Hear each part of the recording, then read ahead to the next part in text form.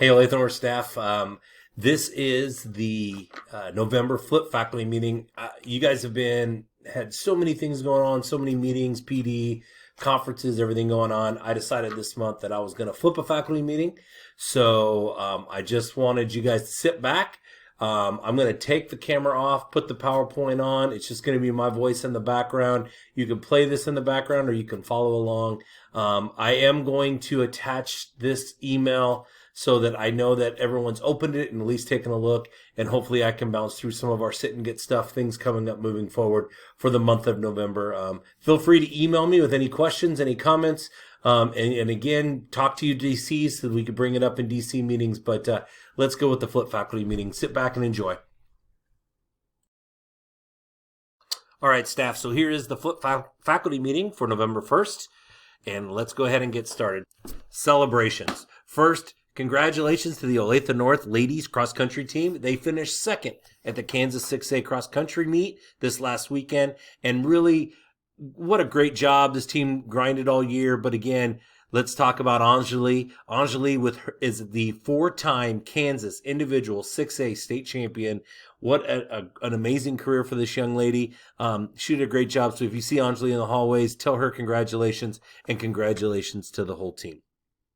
Shout out to our debate team. I was informed that we qualified for the Tournament of Champions, and this is a great honor and opportunity for our students that are on the debate team to go to the Tournament of Champions and compete at the highest level. Again, a shout out to Mr. Swanson and his kids and everything that they're doing. Congratulations.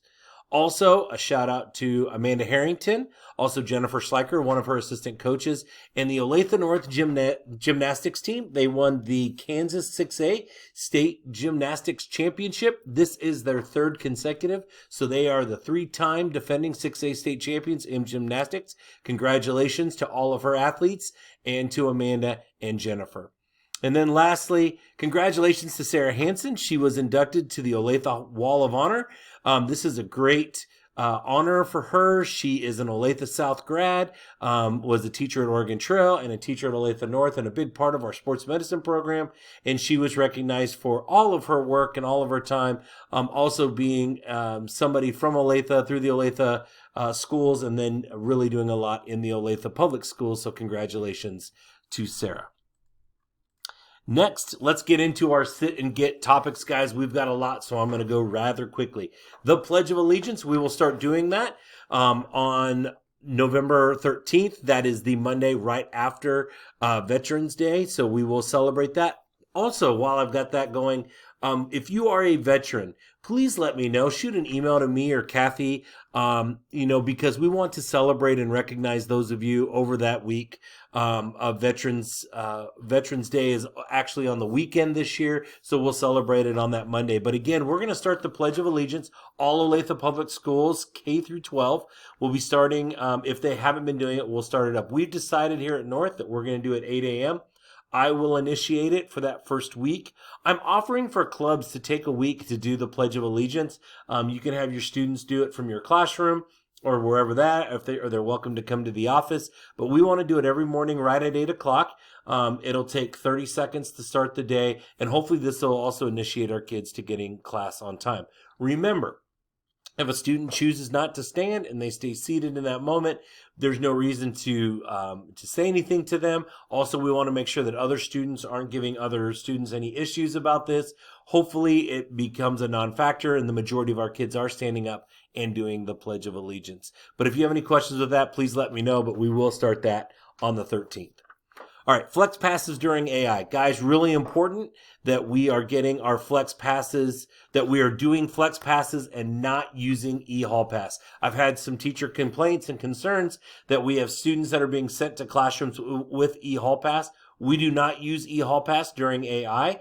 The only time that you could do it is if they're using the restroom or if they are going maybe to the office or to the nurse. But besides that, everything else needs to be done a flex pass, because if a student is going to, Mr. Smith's class and Mr. Smith doesn't have that student on their roster and he can't have students come on an open pass, there's a reason for that. So please do not write an e-hall pass for a student to go to Mr. Smith's class. Guys, we need to make sure that we're using flex passes because they are organized with what is particularly the order in which students can go see teachers. So make sure that you're using flex passes. The Kansas Retention Survey, this is just a reminder, we are collecting data. It is on the staff newsletter that I have been sending out weekly. Please go on there and finish that. We want to make sure that we get all of our staff to complete the Kansas Retention Survey. Killers of a Flower Moon. Remember, staff is going to a movie. They've rented out at a movie theater at AMC at 7 o'clock on Thursday night. Just get on to the email sent out by Mindy Hudson. I believe it was sent out by her. Go on there and just let them know that you are interested in being there. You do not have to pay anything. It looks like a great movie.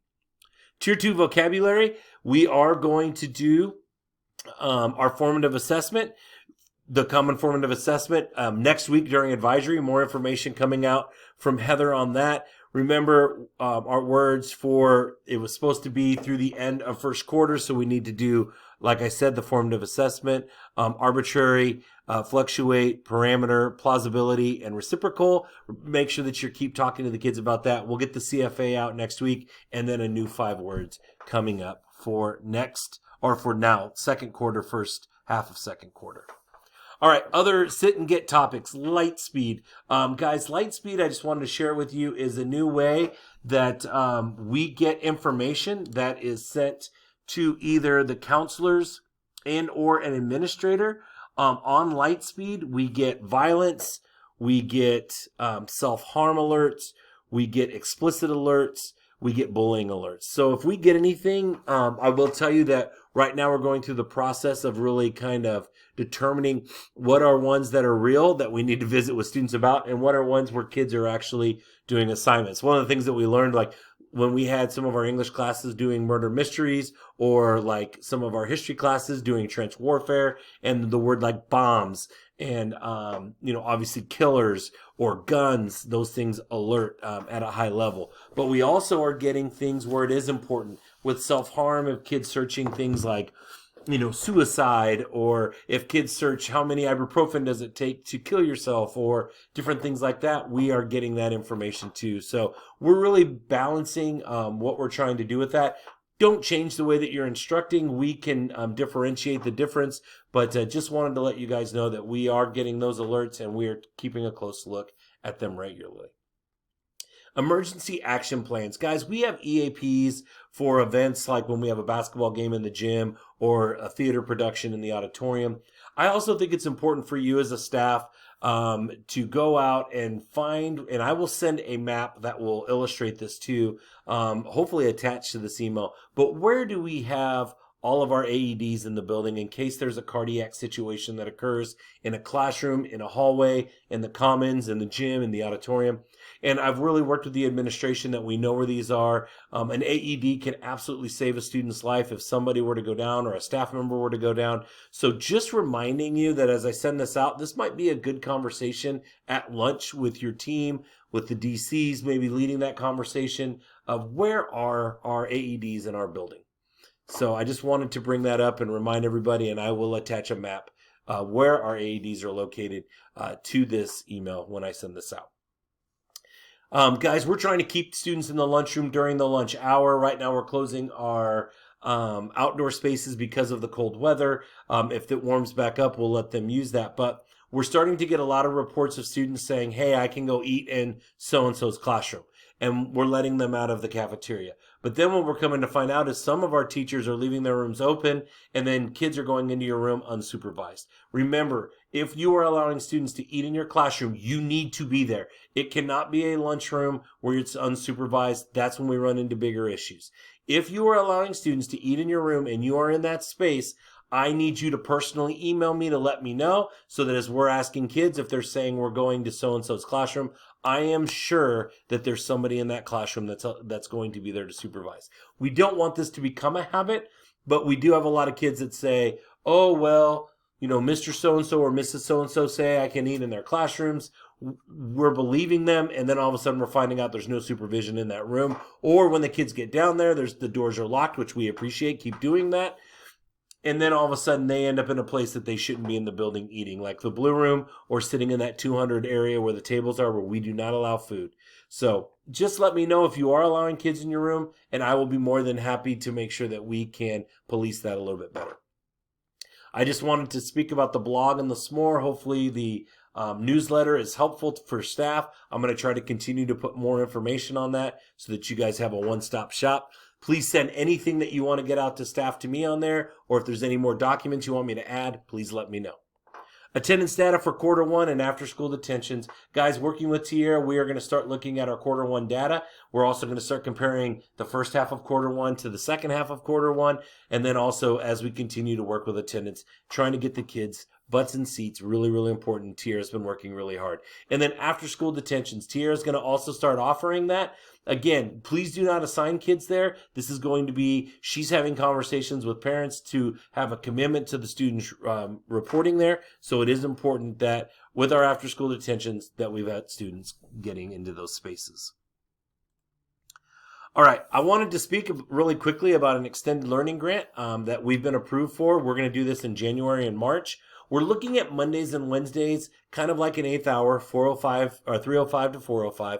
And I'm looking for any staff that's interested. We're going to have lessons in for reading and literacy. We're going to have lessons for math, which are going to be about the Algebra 1 level. And we're having these conversations so that we can support students when we have Kansas assessment coming, hence January to March. I'm going to provide food. I have gotten, like I said, money to pay staff. I've got money to provide food for after school. We're looking to support 40 to 50 kids, about 20 to 25 in math and 20 to 25 in literacy. You do not need to be a math teacher. You don't have to be an English teacher to do this. But if you are and you're interested in making a little bit of extra money, I think it's $24 an hour. We're also looking at doing approximately 20 hours.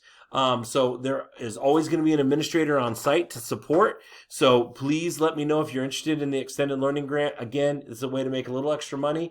Lessons will already be made. All you're going to do is be the expert and execute the lessons. There will not be any additional work. I want it to be all push and play. Let me know if you're interested.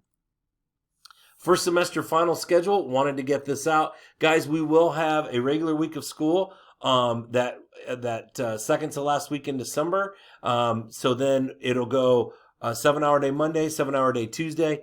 Then we will have Wednesday block, Thursday block, and then Friday will be our first day of finals. And we will go 2, 4, 6 finals on that day. We will move advisory AI will be during lunch so that we don't interrupt a final. Then on Monday, we'll have a half day. It doesn't list this on the school calendar, but it still will be a half day until 11:15. We'll have our 1-5 final. And then on Tuesday, we will have our 3-7 final. Again, half day ending the school year. Just wanted to get that out for those of you that are planning that way. Guys, the United Way campaign, I'm sending it out to you now. There's been an email there will be an email that comes to you that will allow you to do your donation link. Olathe North has always been the strongest building in the district when it comes to this, but they obviously have sent this out extremely late. Usually we do stuff over our conferences with this, but Tammy and Heather are excited and want to do the annual chili contest. So we're going to do it next week on Wednesday. So there's going to be an email that comes from Heather and Tammy about joining that and being involved in the chili feed. So if you're interested, let us know. Heather and Tammy will send out more information about that. But again, please look for that email coming from the district. And it's really simple. If you want to make a $200 donation, it's $20 in your next 10 paychecks. You don't even see it. And it's a great way to support money that goes right back to our kids in the Olathe community.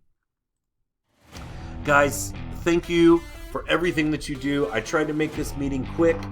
If you have any questions, shoot me an email. I am really excited about all of the work that you guys are doing. Stay present in what we're doing every day, and thank you so much for everything you do, and I hope you guys have a great rest of your week.